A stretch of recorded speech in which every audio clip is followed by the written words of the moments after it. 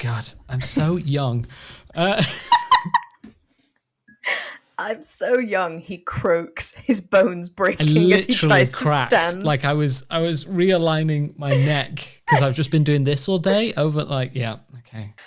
This week's podcast episode comes to you sponsored by cod liver oil. You go fucking need it. You go fucking need it.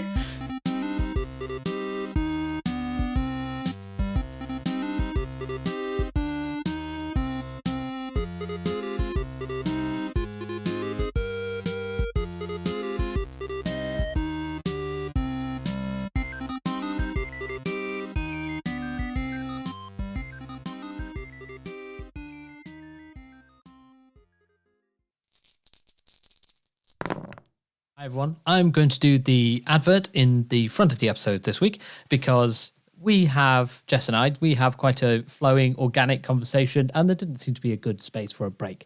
So this week, I would like to talk to you about the Games Table. It is a tabletop gaming space in Norwich and I cannot speak highly enough of it.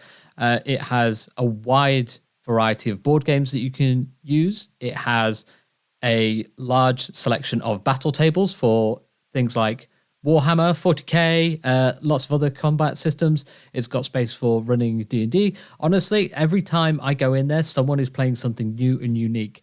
Not only are you able to buy board games and tabletop stuff and RPG stuff there to your heart's content, dice. I've even got some artwork that I've picked up from there, and there's some really interesting artists doing really cool stuff there. The staff are welcoming, friendly, couldn't help more, and it's run by someone who seems to have a really good handle of the business. They've recently just started a YouTube channel where you can get into kind of, they're running a few extra series. There's one about how it is to run a business like that. It's one about kind of new releases and things coming out of the box. And I thoroughly encourage you to have a look. Even if you can't make it to Norwich, follow their news feed. They're really wholesome, and I love going there. I try and get in as often as possible. I encourage you to go check out the Games Table in Norwich. Okay, on with the show.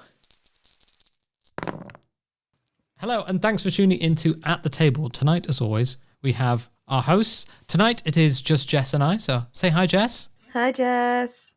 I'm never going to get sick of that. No, it's incredible every single time. And I know I literally just criticized it, but I did it yesterday on Moonlighters. So look, it's not incredible. It's the ultimate dad joke that we get to open this podcast and one other stream with let us have this. We're over 30. Yep. And depending on how much made it into the cold open, that'll be relatable content. So it's Jess and I tonight. I think it's very obvious, and this will be in the title. Tonight, we're mostly going to talk about Wizards of the Coast's open gaming license. It has literally and figuratively blown up the TTRPG community over its little tenure. So we're going to sit down and kind of spool through what's happened, some of the responses we've seen, and what we think about it. And then I'm hoping that's kind of the end of us talking about this particular part of the OGL. I mean, you say this is what I thought would be the end last week when we wrapped up all of our thoughts quite nicely in one neat little package, predicted exactly what they eventually leaked, and then decided to kibosh it nuclear style by saying nothing. Oh, it's been fun. I literally listened 2 weeks. I literally listened to it before this recording because I thought, wow, am I going to have some hot takes on myself? So first of all, top of the round, we want to say, I apologize, me personally, Sam. I would like to eat crow because of stuff that I said on our third-party episode, which was episode 3, which we released back in December. So last year, I know, where I said, so various things that I said that are obviously wrong. We're going to go more into detail, but a lot of the stuff that I said was Wizards of the Coast are very smart people. They run like a corporation, like depending on how you feel about corporations, I have mixed feelings. And I said they're not banging rocks together over there. And it appears that some members of them are without the rocks. On to this second point. there has been a lot of people hurling abuse to Wizards of the Coast employees. And we do not condone that. In fact, I abhor any kind of abuse that is happening to these people. Some of these people have been doing the leaks that have been telling us what's happened. Some of these people are just employees who are doing our dream jobs, like writing adventures for the biggest TTRPG corporation there is, making art, writing stories, like managing games. And some of these people had no idea that this stuff is happening. This stuff is happening on a very corporate and legal level. And so if you're doing that, stop. You're really making the community much worse, and it's not on at all. Yeah, there's no ifs, whens, or buts about sending death threats. You simply do not do it. Not in this community, not in any community, not ever. It's never acceptable and it's never okay. The Absolutely. fact that WotC employees have been coming forward and saying, we have been receiving targeted abuse. Ginny D, for example, came forward this week with someone accusing her of having leaked the documents working for WotC. And it doesn't make any sense to try and Columbo yourself into a situation where you think you know who has done what and who must be responsible for this. No, you absolutely. It's not Chris Perkins. It's not Jeremy Crawford. It's a multitude of people. It is a corporate level issue. So attempting to throw your 2 cents and any vitriol you have stored up in any given direction, hoping it'll hit the target and make somebody feel bad, stop and consider that actually you're not making this situation any better. You are absolutely making it worse. So if you are by chance thinking about it, have done it, don't. Go seek help. Therapy options are available. But that's not the place for this today. That was more of a disclaimer. Yeah, absolutely. So, as we discovered last week, OGL leaks had been coming through, indicating that there might be changes to the open game license that WotC holds over D&D. The open game license in and of itself is the ability for third-party content creators to create content using the Dungeons and Dragons SRD. So any rules, any races, any specifics, you are able to replicate, you are able to create backwards compatible content with a specific edition of the game. Fantastic, fine, always has been. With the exception of 3.5, which led to Pathfinder, which we covered, and then back. There was talk 2 weeks ago this was now, of there being a change to that. We had a bit of a think together as to how this might change D&D as a sphere and how they couldn't possibly actually think to penalize the little guy. CJ very wisely pointed out that there could be a tier system put into place with regards to royalties, which was the main trigger issue at that point. And not only was she right, they were bang on correct. And I've never, a day after a recording before, felt so vindicated in what we said in that session. I was tweeting about it, I was throwing opinions left, right, and center, and just bigging up CJ because that sort of foresight is incredible. What the first leak revealed was that the plan for the open gaming license was to rescind the ability to make third-party content for free. There would be a royalty structure put into place. These would contain 3 tiers: beginner, intermediate, and expert. And at the expert tier, it was expected that if you were making more than $750,000 in revenue not profit, then you would be paying 25% of that to Wizards. 25% of anything over 750,000. So that's anything on Kickstarter, anything on anything that, for example, a third-party publisher might make, like Cobalt Press. It was a huge blow, a massive blow, because that is a gigantic amount of money. And for that to have been considered as part of a leak was huge. And rightfully so. The community blew up and said you can't take something that has been given for free and now whack a price on it. There was a bunch of other stuff within that leak as well that would indicate that they intended to effectively claim back content, back tax, as it were. Luckily, that was absolutely not the case, and legally they wouldn't have had a leg to stand on because the last open game license that was issued was in perpetuity. So anything published under that game license cannot be touched legally. But the leak indicated that they were attempting to rescind that and claim back royalties. Again, fans and the community did not respond well to that, as you would bloody expect. It also did not clarify what it meant by third-party content specifically, and so a lot of things that the community loves were in the firing line. Not only their own content that they were making, but live streams and actual play and virtual elements to help games like Roll20.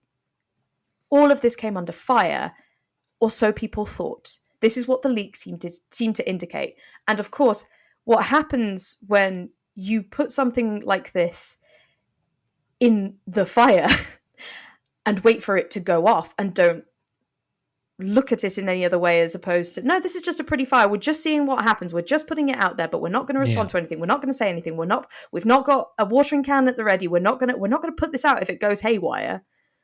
Was the entire community ran with it. And not only ran with it, they poured gasoline on the flames. They got the worst scenarios out of their heads that they could conjure and went, well, that's it. The community's finished. They've seen us as we're just a payday. That's all. And when you take a community that has been based fundamentally on a free thing, something that has been given without the expectation of having to pay anything back, and then you just spring it on them that they do, and that they now owe you stuff, that's when a community that has grown and has seen huge bounds in audience participation and love over the last couple of years, like it's been such a short growth span now into the mainstream, that when you turn that back on the community and go, now you have to pay for it, it would be like if YouTube turned around to any of us tomorrow and went, cool, if you want to continue using YouTube, you have to pay 10 quid a month. How would anyone react to that? A free source of information has now become paywalled. So of course the community went wild with it, hated it. And it did not take long for Paizo to come out with their own neutral RPG rules. Kobold Press came out with Black Flag. All new gaming systems that they had clearly prepared in case of this eventuality. Yes. So we've obviously got as you said, Paizo have set, again, like, I will be honest, I have had somewhat of a fatigue with the OGL news. So at some point it was hard for me to take in a lot at a high resolution. So I would encourage you to go have a look at the sources, as I should encourage you to do at all times. So Paizo said that they are going to establish an ORC, which is, I can't remember what it stands for, but it's ORC. It's basically like the open game license, but it's going to be separate to them. Obviously, Paizo have taken a lot of initiatives recently to make themselves a more versatile and better company. They're obviously, like, their staff are mainly unionized, I believe, and they believe in the ORC being separate to them, so they can't change and affect it. Obviously, as you said, you've got Kobold Press's Black Flag project. You've got MCDM doing something as well. A lot of people who I think either had stuff ready or were just ready to do something on their own were able to publish this at a time. And Paizo were winning because of, I think what really frustrated me mostly was the communication problem from Wizards of the Coast. It was not a problem. That was a PR move. There is nothing that these guys have not done unintentionally. I think it is intentional, but I think it is obviously poorly handled. Like, Paizo were just able to win home run after home run by just tweeting out stuff. Their social media were getting a lot of traction and a lot of views by basically just responding to stuff that was happening in the general TTRPG like community sphere. Every time someone mentions something, Paizo would say, here's our rule system. Here's what we agree with. Here's the statement we're making. And they were able to do tweets in multiple times. And I know there was a very... and I think it came to a head for me when we didn't get a official press release from Hasbro. We didn't get anything from the D&D Twitter, like D&D Wizards Twitter. We got a please hold and wait message from D&D Beyond Twitter. Yeah, all of the channels you would expect WotC to talk through were silent.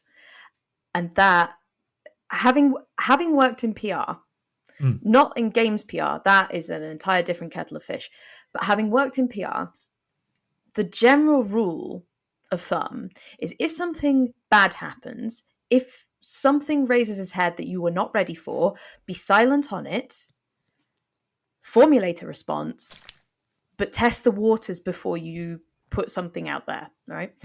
Now, I will stand by, you may have eaten crow, I stand by wizards aren't over there bashing rocks together. Absolutely not, right? I think that their PR department gambled and failed.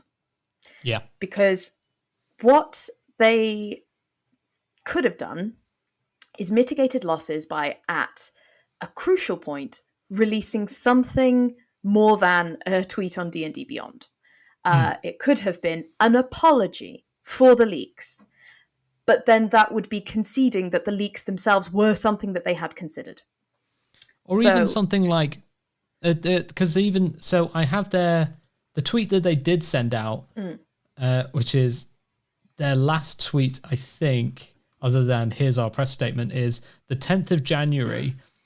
We know you have questions about the OGL, and we will be sharing more soon. Thank you for your patience. This isn't enough. It's something. No. It's an hors d'oeuvre of information. It's something little to tide you over until they're ready to release the meal. Now, they have cancelled the actual OGL release so many times, right?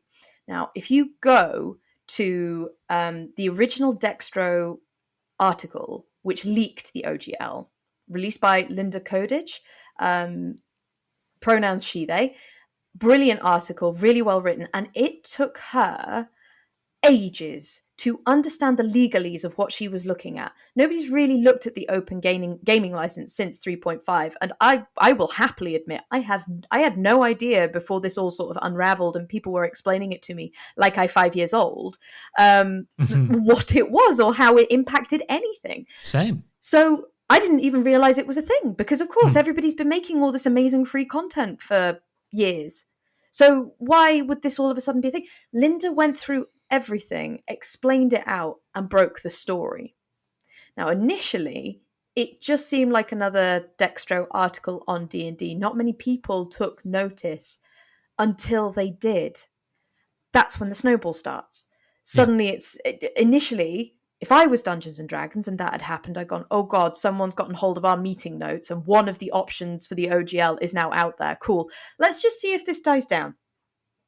Let's just see if this blows over. Let's just wait, because it might just last a week and we can get away with that and then they'll forget.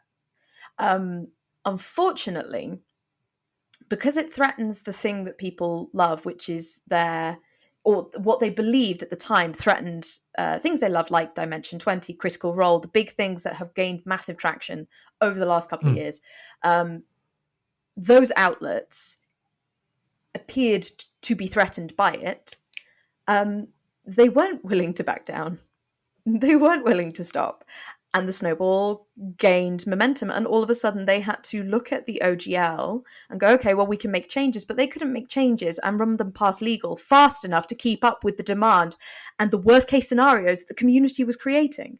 So they're going, oh God, okay, right. Well, maybe then we could reduce the royalty. Yes, let's reduce the royalty rate. Then another leak comes out saying they've reduced the royalty rate on $750,000 from 25% down to 20%. That didn't pacify them. And I think I said that in a chat that we had after our Dragonlance campaign. I was like, I think they've probably released this leak, this or it's out there. They're testing the waters, as it were, throwing it out with a worst case scenario element of 25%, that being really, really high, and they're going to reduce it down so that they seem all giving and benevolent. Oh, it's not actually 25%, it's 5%, but you're still paying. So you've then got this entire world of psychology going on behind every single PR move that these guys are making. So the community latches on to the worst case scenario, runs with it, rolls with it. D&D can't keep up now. They're in the limelight. Suddenly, Moist Critical is making videos about them. The huge content creators are making videos about them. All of a sudden, Critical Role and High Rollers and Dimension 20 can't ignore the fact anymore and have to make very vague statements. Now, the vagueness of those statements that they made on all of their Twitter and socials will, to anybody who's dealt PR before, speak like somebody who is under contract. They are not allowed to say anything.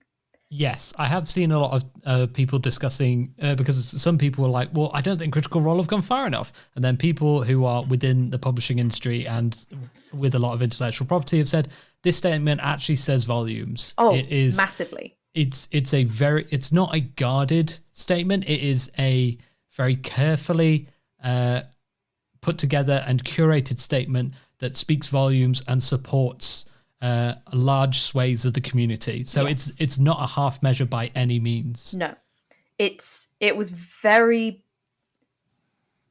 I would say it was an important step for them to do that, because that then showed that it wasn't just the fan base community that was behind the idea of an open OGL. It was the big players as well. It was the money.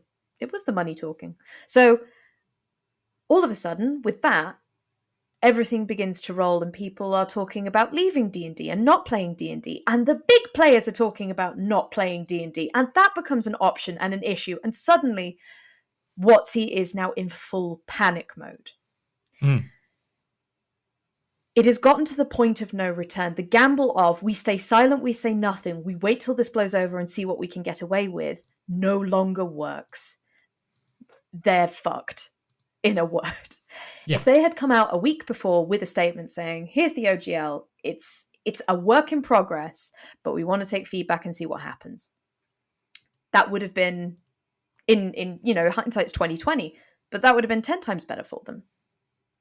It's not that.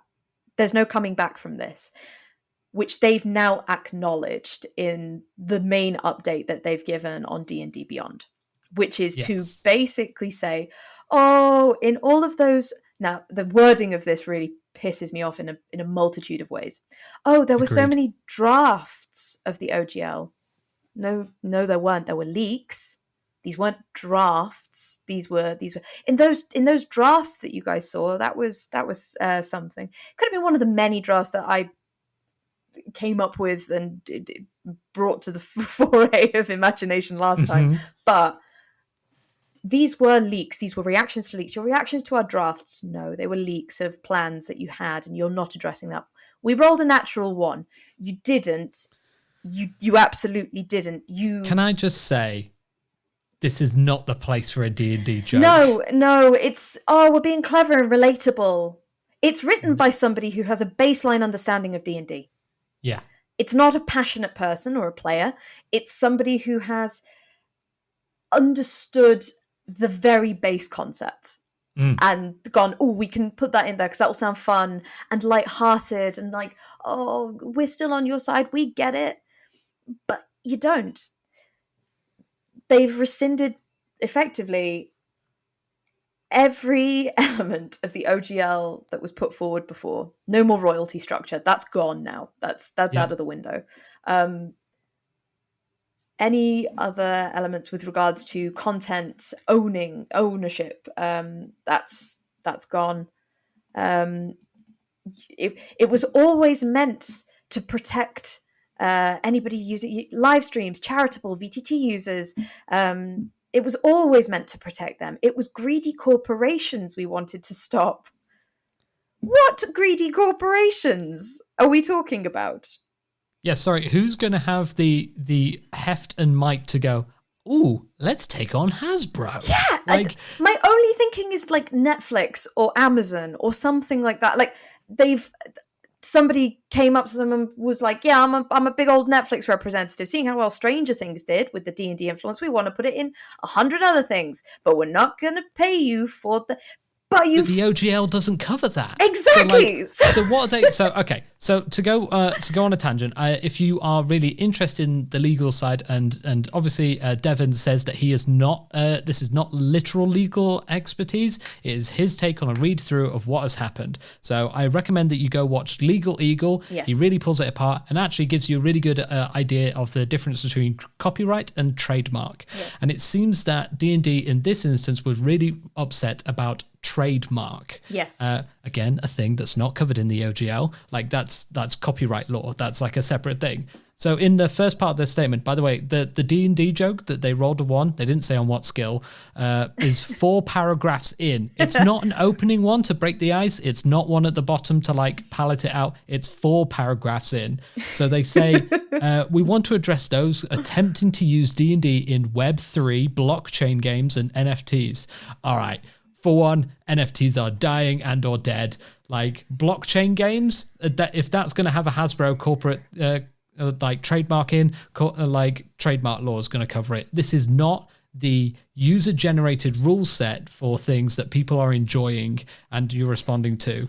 It is definitely, they want to make sure that they retain their IP and maintain stuff that they're going, like obviously D&D have literally announced that they're going to be doing some TV series.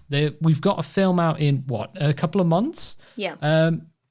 There's definite expanding of what this intellectual property can be used as aside from the pen and paper, the books, and the D&D Beyond, and it's digital resources. Mm-hmm. It's obviously meant to expand, but by saying that was what you're attempting to protect people from, and the fact that Wizards have some missteps in the past by saying we obviously don't want people to use it for bad reasons.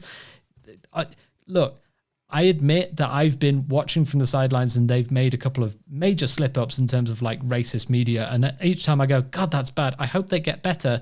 And this time I'm like, yeah, they've obviously like, they're saying, but we're protecting from people from doing that. I was like, come on.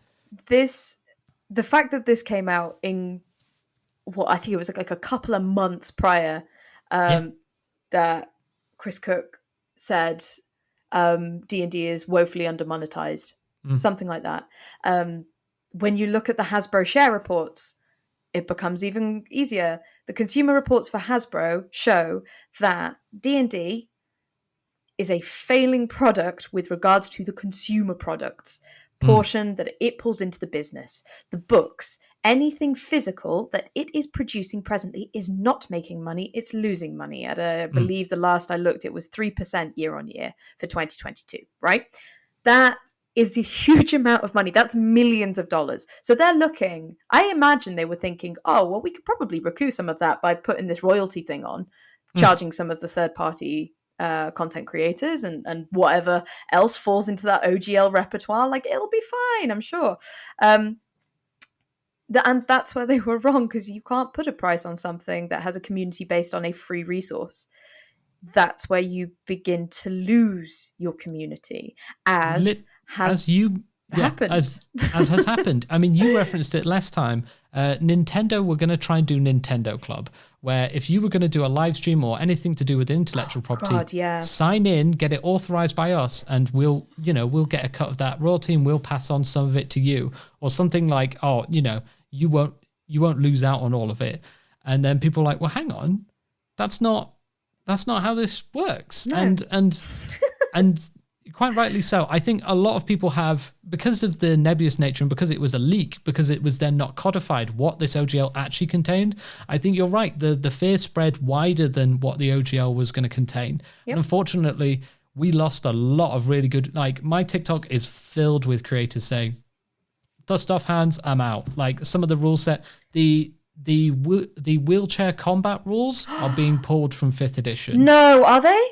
Well, obviously it's not part of 5th edition as part of Wizards of the Coast, but the people who wrote Wheelchair Combat, which is an amazing, inclusive rule set that adds so much to the game, are like, we're taking this away. Is that and they are actually dislocating covered DM? under the SRD and the original OGL. They're fine. But because of the actions and the poor communications from Wizards, they've gone, no, we're taking this away. So people have been saying, like, go and download it now quickly because it's gone. And it's Wizards have scared a lot of people. They really have. And you can tell that from it's now at this point that they've come out with a statement on the update. They haven't come out with the OGL itself. They're still mulling and milling about that because they know that whatever they do now, they can't win. Waiting as long as they have has put them on the back foot in a corner and at a major disadvantage. There's no coming back from the position they're presently in. No. Around, I want to say Wednesday last week, the call started coming out from one of the leaks that said they see D&D Beyond subscribers as an obstacle to their money. Something along those lines, and it made it very clear that the financial data that they are gathering and getting from what they can make out of their subscriber base and their community at the moment comes from the D&D Beyond subscribers, and this led to a swathe in people just unsubscribing. Yeah. That, I believe, is what kicks them into finally putting something out, because that when money starts to talk properly, that's when PR will go, all right, hands up. Yeah, no, we got to do something now, because now we're actually seeing a physical knock-on effect that shareholders will see that, and we got to do something. Because as you noted, the share price actually increased. This is the thing. Since the OGL leak, I want to say it's a huge coincidence because Hasbro doesn't just turn on a dime for Wizards. It's got a multitude of other names under its belt, like My Little Pony and Transformers. And yeah. Absolutely. Since the OGL leaks were released, their share price has improved from, at this point in time, $55 to $66, which is huge for Hasbro, considering they've been making they've made losses since the beginning of the pandemic, I want to say. It was like a huge drop. They went up slightly, and then they've just been climbing downwards slowly. But since this was released to shareholders, this seems to have pumped something. So there is interest in making more money off of Wizards. Potentially, correlation does not equal causation. So do not take that as law or as word. That's entirely... That is something that happened in parallel with this process. Yes, it has happened. We cannot say whether or not that has made a major difference, but we can definitely say they've happened at the same time, and the line goes up. So, but ultimately, when people started unsubscribing, that's when people began to ask the really cool question. Because out of the ash comes life. And that's when people have actually started to look at other massively overlooked systems. Mm-hmm. And this is where Paizo has come in and Kobold Press have come in. And this is what, for example, Questing Time is doing at the moment, which is to look beyond the scope of D&D. Moonlighters is going to be the last D&D stream that Questing Time runs for the foreseeable future, which is a huge thing because... D&D is what established Questing Time and what made a lot of us sort of fall in love with the TTRPG space.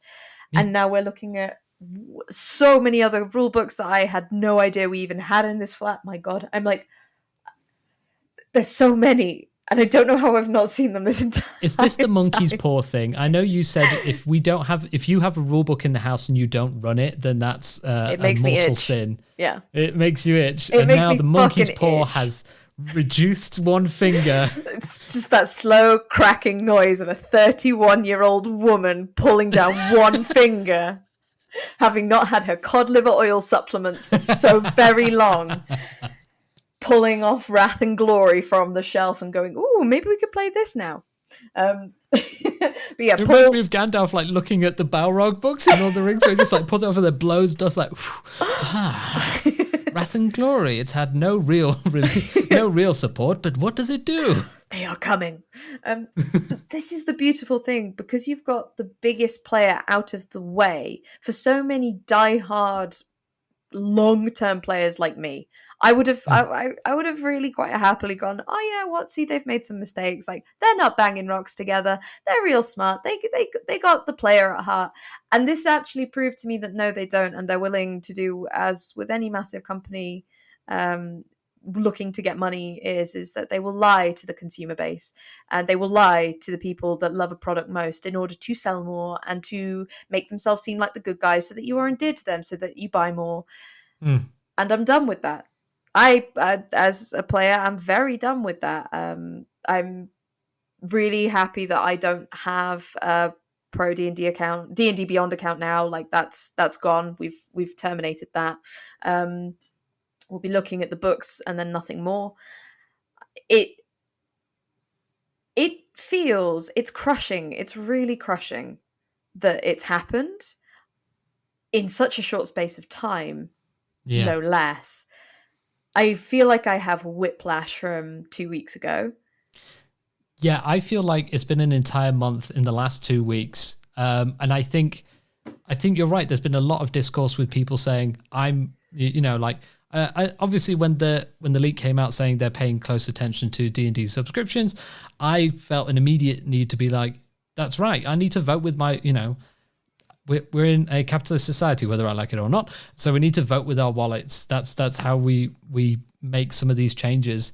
And I felt unable to cancel my D&D subscription. For me, it's an accessibility tool. Fair enough.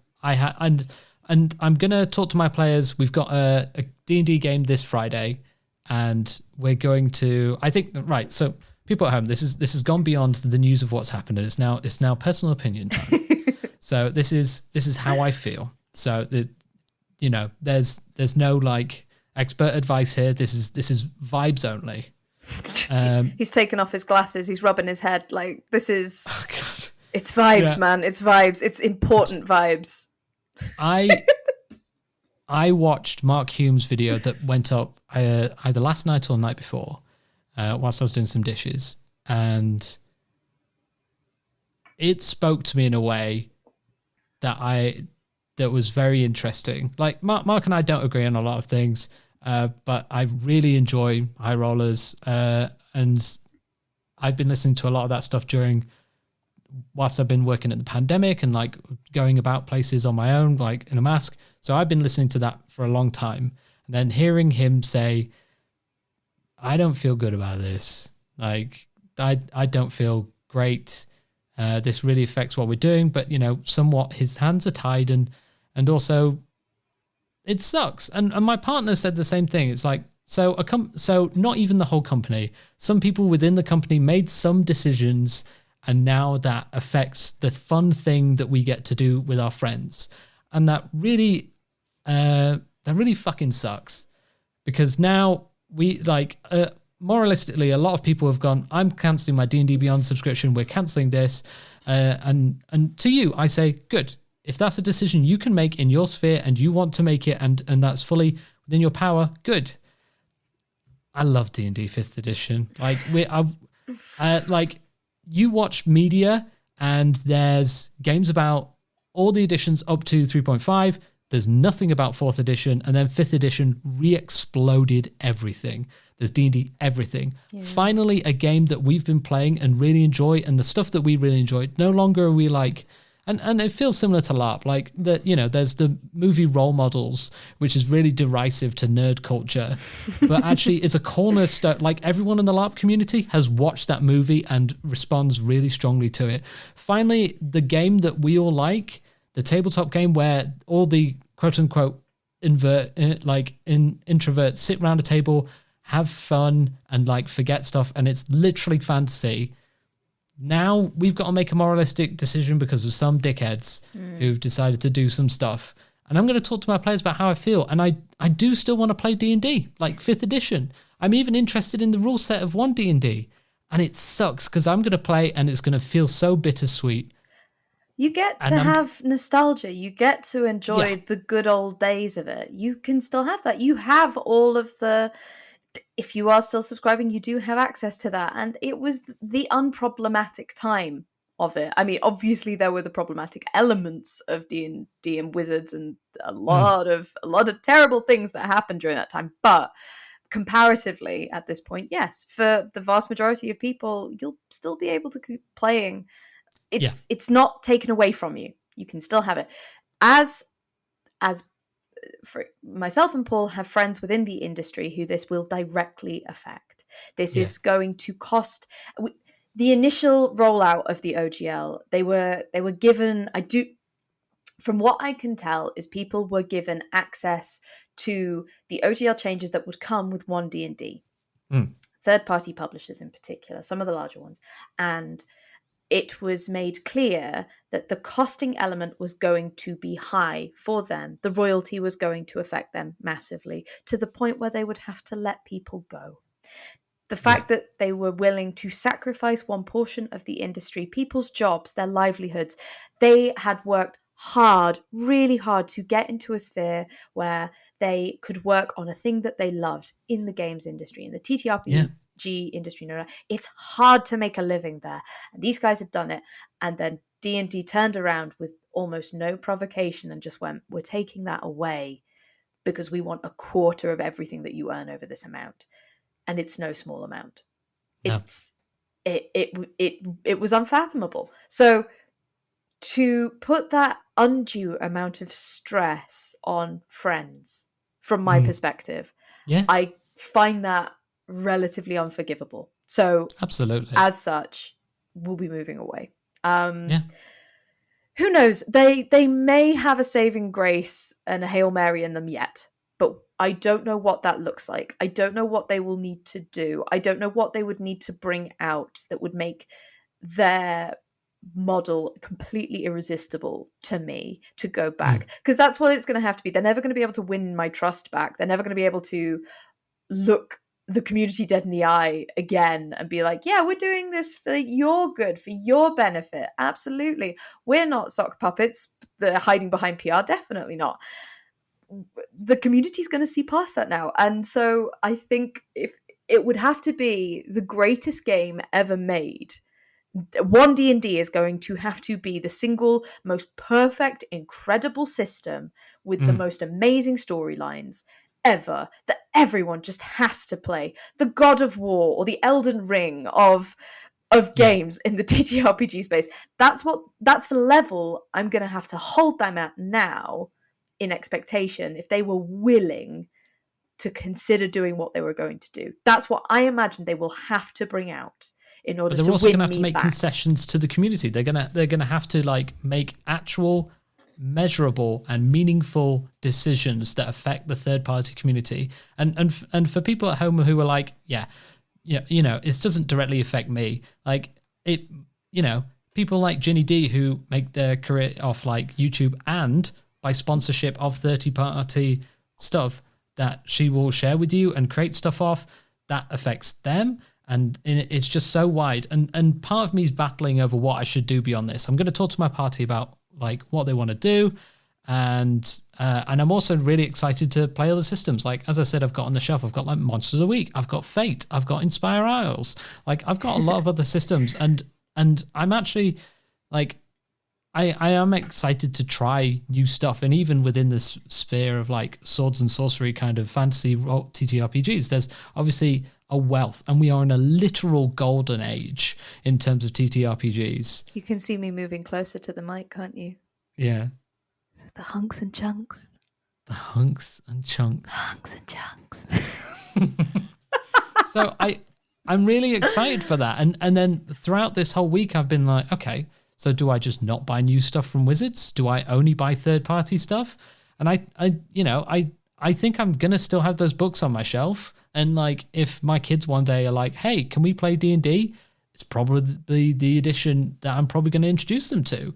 Like, it's really hard. But like, I think there's a lot of other people making takes about, well, you should have seen this coming. Like a lot of Magic the Gathering players, God bless them, they've endured quite a lot. Haven't they bloody just? Exactly. Like, they're like, oh, well, we've seen this happen time and time again. Like, we could tell you this. And then obviously like Games Workshop players are like, well, oh, you think your company's bad. It's like, yeah, but at this point, at this fulcrum point, if you were able to, and if you saw the change, and if there was something that the community could do collectively to kind of feed back in a way that was measurable, that the company would go, whoa, this is different to how we expected. Wouldn't you want that to keep the game even a little bit more like how you remembered it? Yeah. The issue is that, as we've established, Hasbro is a company that specializes in physical toys.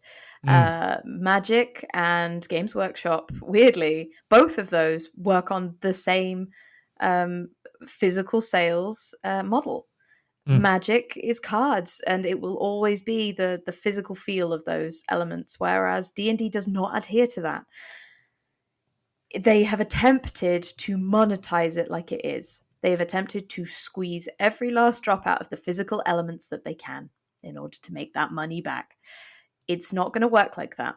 It can't work like that if you have provided a free base to build and create and work upon. If they had been giving magic cards out free as candy from the back of an old white van with a real fucking shady looking dude in it, just being like, "Hey kids, you want to play some magic?"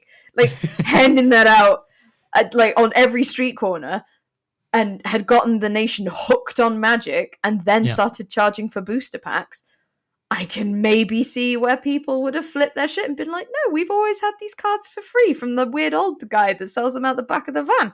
Why are we now having to pay to have them sold to us in stores in packs?" Doesn't make any sense.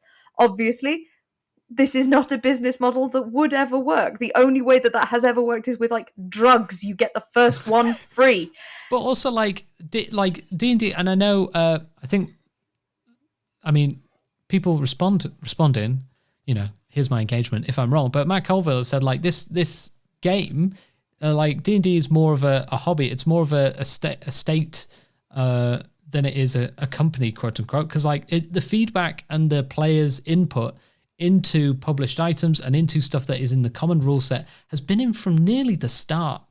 Like the players in the community have fed back in, and obviously like that's part of how the one D&D feedback system, they even did it with D&D Next, which is obviously what now 5th edition is, or the 2014 book. Like that the community is fed back at every stage to make the game better than it is, and I'm hoping that continues. Like it's an iterative process with checks and balances and people like feeding back in to make it better, to make it more enjoyable. And obviously the best game that you're playing, whatever system, is the one that you're playing with your friends where you're having fun. That's what's the most important thing Correct.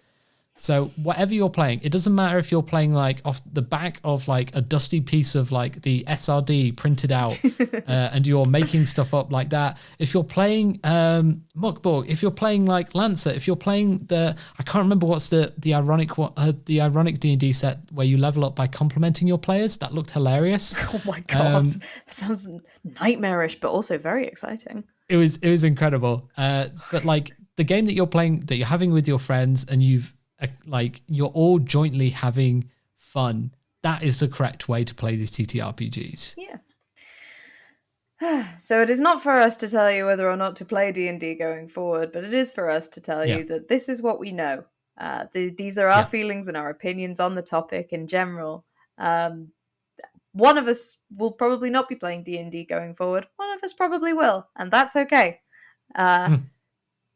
What I will be playing, though, is buff women. No matter where I go, I will be playing some sort of buff, muscle-bound, 8-foot-tall Amazonian goddess, and you cannot stop me. No amount of royalty fee can stop me from bringing this and putting it out into the world. Thirsty sword lesbians exist, okay? Correct!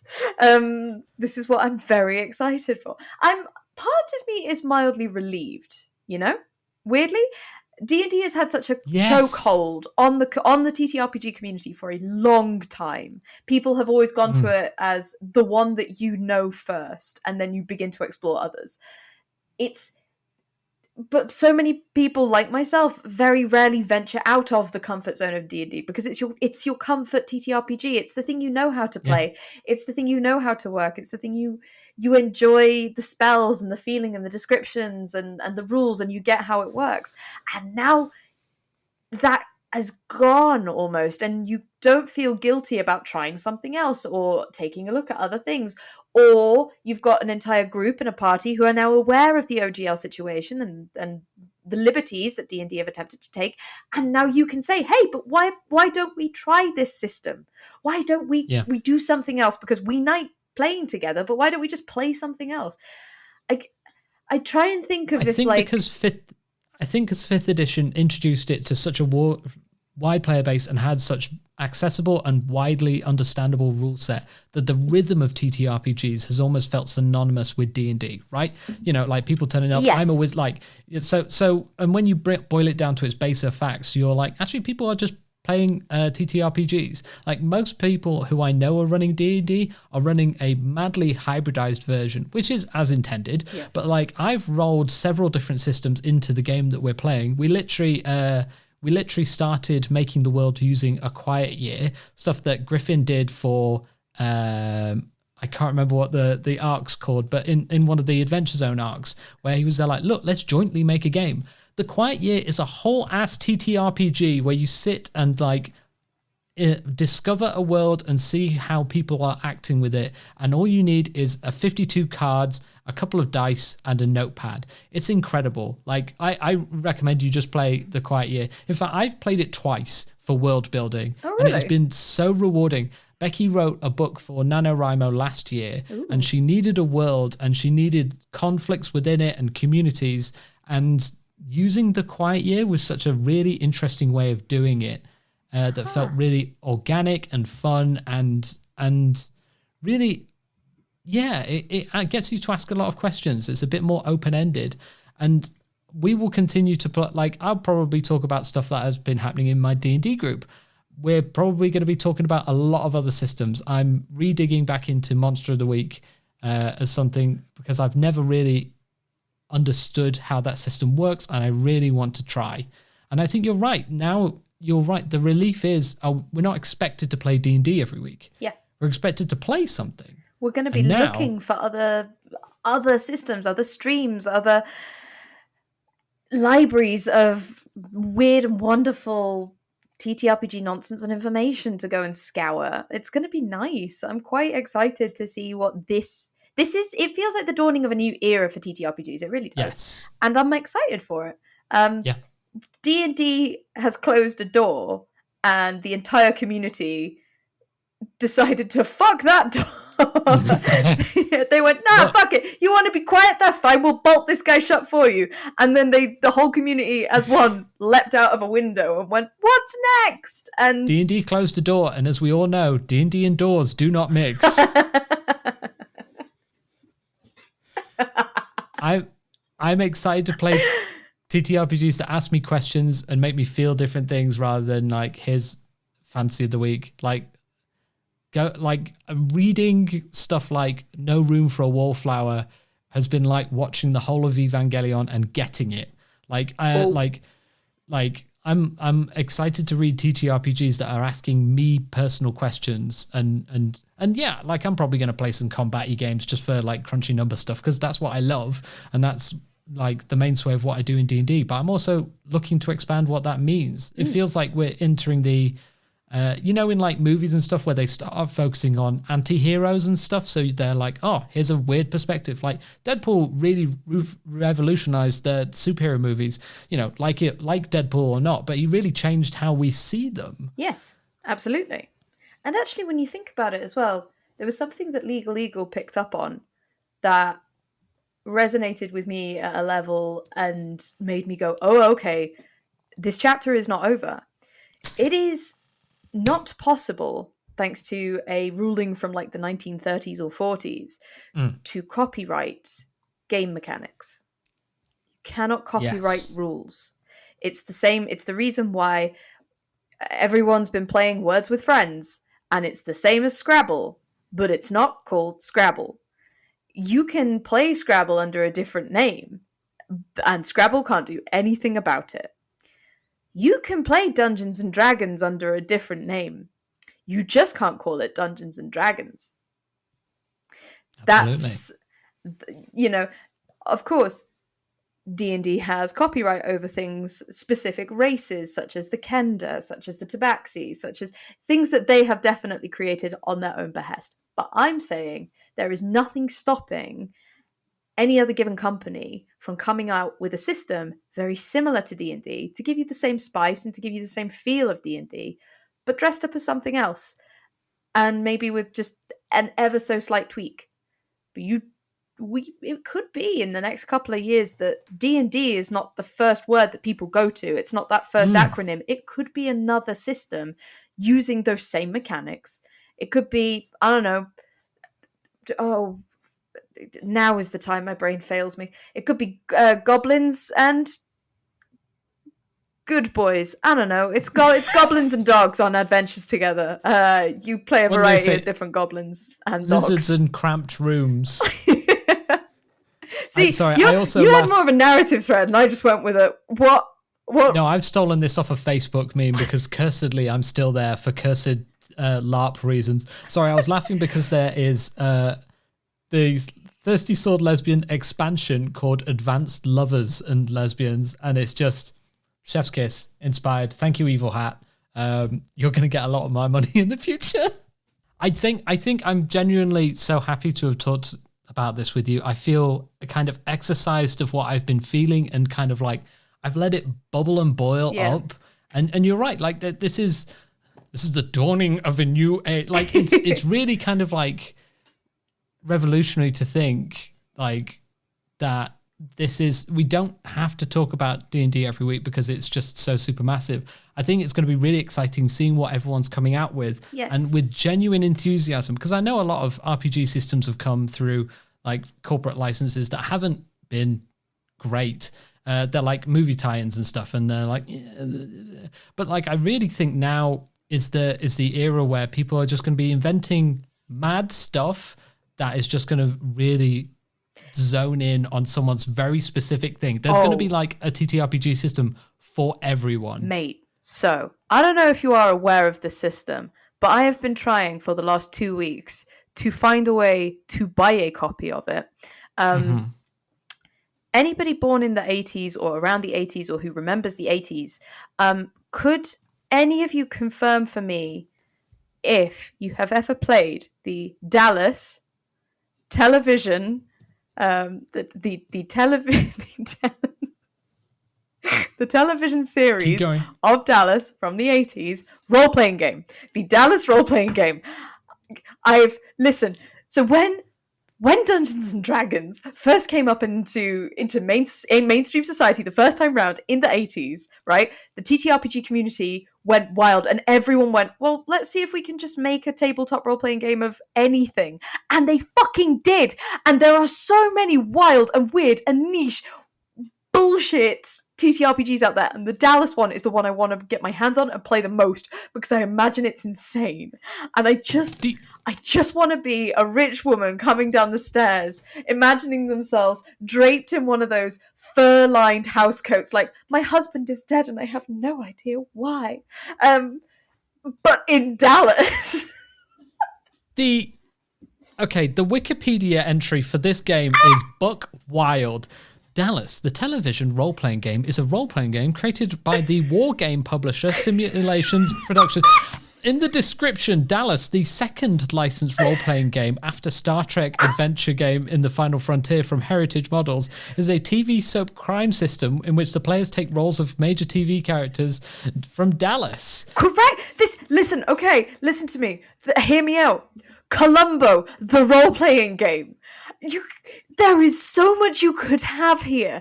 There is so much. And providing that the IPs are in the public domain, like, they'd be even better. But there are going to be so many people now able to approach niche markets and interests and go, cool, can we make a TTRPG out of this? I think it'd be really fun. I am begging and pleading the creators of Triple R, the greatest movie that has ever existed or will ever exist, the Telugu sensation that has never ever disappointed a single audience member. I've never met anybody who has never liked Triple R. I am begging and pleading for a Triple R TTRPG. It would be so good. Indian revolutionary historical figures from all over the world coming together to fight the British because we're bastards. I want this. If it's still on Netflix, just watch it. Like there's no, and I know it's long, but you can literally take breaks because there's about 5 or 7 different stories in one singular narrative. It's incredible. I mainlined it. Didn't even pee. I just went for it. I was so like there was a part of me that wanted to pee, and then there was another part of me knowing that every minute that this film in its entirety wasn't in my life, I was missing out. So I crossed my legs and I just got fucking through it. And I've never been gladder of a decision in my entire life. Would it be RRRRPG? TTRPG. Okay. I was just hoping to get rid of the TT just so we can get more R's in sequence. RPG. I like this as, I don't know. This is what I hope for the future. This is the feeling. This is the excitement. This is the excitement, the opportunity that this major and beautiful fuck up that WotC has brought to our door has now offered us. And I want people to explore these possibilities. And I think it will be really cool when the community comes together and goes, cool, we've discovered this, we've discovered that. Here's what we're talking about. Here's what we're talking about. We're not just playing one system. Da, da, da, da, da, da. I think it's going to be really cool. I'm very excited. As you say, I'm excited. I feel you didn't see it because we're on VoIP, but like I rub my chest, like I feel warm, like this feels good. I'm excited about new stuff that we can do. It's incredible. Yeah. Oh, I'm really glad. Well, shall we tangent off to something, or we can tangent off to a spoiler or like an episode intro for next week and end it here, or is there anything else that I have forgotten to list and or cover or seamlessly transition into? No, I think you're right. We shall. I think we'll talk about what we would like to talk about next time. Ooh. And solicit some feedback. And it's something that we're quite interested in talk about anyway. But I think we've quite neatly encapsulated our feelings about the OGL and TTRPGs as a sphere now. So I'd like to just a neat bow. Neat bow. So next time, we would like to talk about the kind of game space and performance anxiety. Yes. I think it would be really cool to take a look at, in particular, live streaming games, but also playing in games, the anxiety that players and DMs can feel, and communication methods from both sides, coping mechanisms, and all sorts in between would be something a little bit near and dear to my heart at the moment. So yeah, I would love to cover that. Also, I don't know about you, but I would really like to talk about Dragonlance. Yes. Okay. Right.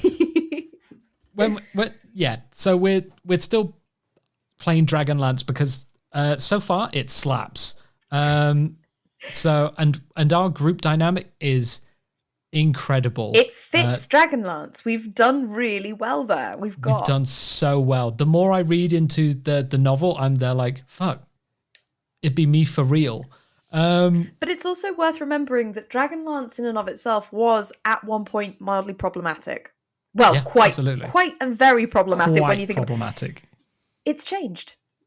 It's changed. It's been adapted to a modern audience, and now people don't feel terrible about playing it. Whether we should is a very different topic that maybe we should explore next week. But for the time being, in the way it's been released, I'm happy to enjoy a product that we have bought under the assumptions that we brought it on, knowing that we were going to enjoy it and that we were buying it from a company at the time that we had no problem with. If this is the last major publication that I play from WotC, then what a fire to go out on. Yes. I'm very excited to share with you some details and some stories and some nonsense that all of us have been getting up to. In particular, a look at the worldview. I think the world in itself is very interesting, and I think from events like Critical Role's Cataclysm, I think that has inspired a lot of people to find a way to make this not only another chapter in D&D history, it means something more now. It has a very strong emotional connection, I think, to a lot of us from the way that we felt about that. So we're playing it hard. Yeah. As a note, and I'll touch on this next time, if you ever feel like you watch a live play and you're like, I can't copy someone's character and play that in my own system, people will know and frown and it'll be cringe. I am literally playing like I've copied and adapted so it's a bit more me, but it's Luis Carrizo. I've copied his character, adjusted it so it fits me in some quite personal ways, but I'm just playing that again, and that means my GM knows what we're doing, and it slaps hard. It's incredible. Yay! Oh, so yes. we'll be so talking. We might talk about that next time. Yes, I'm very excited to talk about it next time, because also we will have 2 more sessions in between then, and I think at that point we'll have a really good idea and understanding. Yes. We're only on session 3 at the moment, so give us 2 more sessions to mature and age like a fine wine or a good cheese, and we will come back to you with some spicy takes on the world itself and all of the elements and things we've been getting up to. Absolutely. Well, I think that's a nice, easy, excellent, seamless place to stop. My brain has just gone. It just stopped. I feel like we've been running it hot, like just like take discussion, nuance, like running, and now my brain's just melted.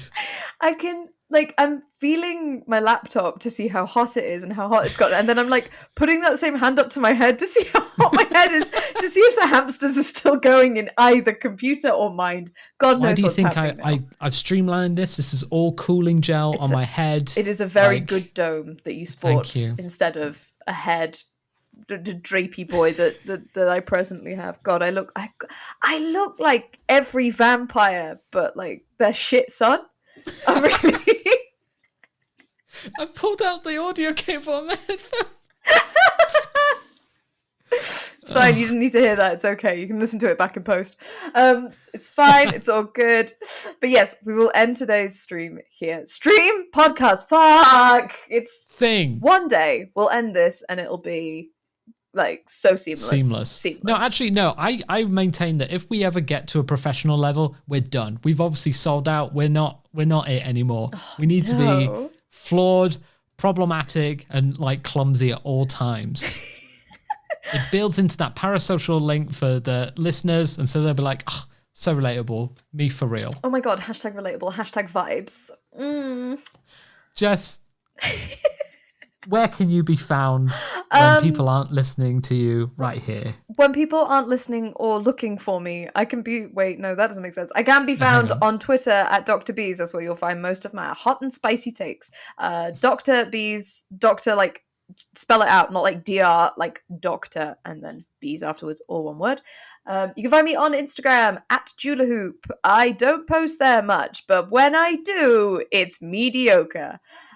You can find Questing Time, which is the campaign that we are presently playing with Sam, Emily, Sasha, and Nacho over on twitch.tv/questingtime at 7 p.m. every Sunday.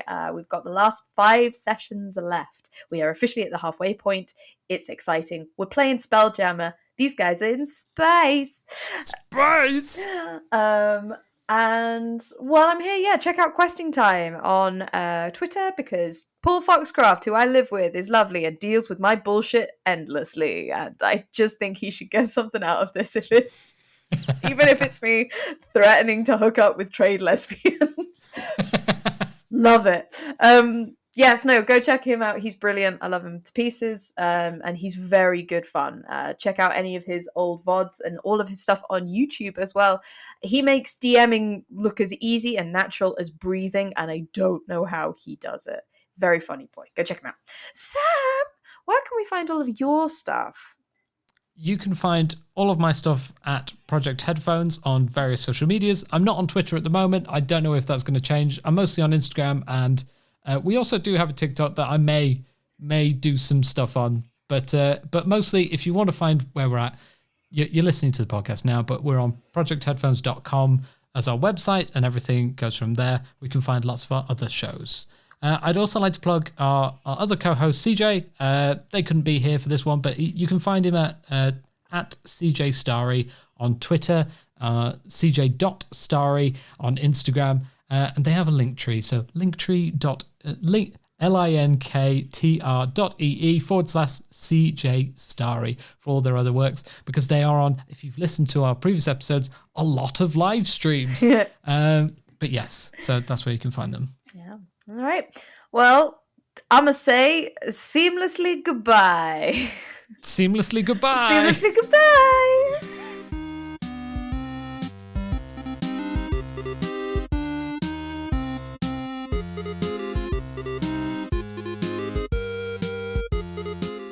Thank you for listening to our show. At the Table has been a Project Headphones production. You can see more of our work over at projectheadphones.com. To support this show, please head over to Patreon/@thetablepod. To get in contact with the show, please email atthetable@projectheadphones.com. Please also remember to rate, review, and share amongst your friends. It's the best way we can get the show out there and do bigger things. Our music was Captain Scurvy and Space Jazz by Kevin MacLeod at incomputech.com. Thank you, and roll well.